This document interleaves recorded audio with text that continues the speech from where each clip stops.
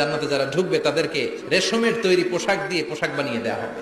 সবুজ মিহি সিল্কের রেশমি কাপড় দিয়ে ড্রেস আপ করা হবে, যেটার মধ্যে স্বর্ণ দিয়ে এমব্রয়ডারি করা ডিজাইন থাকবে। জান্নাতে নারীদের জন্য গহনার কোনো অভাব নাই। জান্নাতের ভেতরে বিশাল এক শপিং মল থাকবে।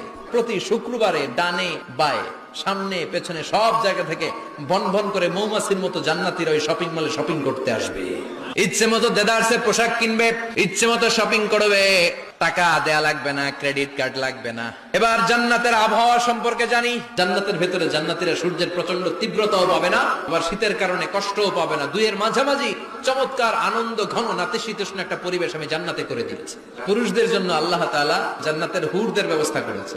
সুন্দরী, রূপবতী, সুভাষিনী, অশুভম বর্ষা, মেঘ কালো কেশ, দেখলে পাগল পাড়া হয়ে যাবে জান্নাতীরা। জান্নাতীদের কোনো দাড়ি গজাবে না। সব জান্নাতি লোকদের বয়স হবে 33, আর লম্বায় হবেন আপনারা 60 হাত লম্বা।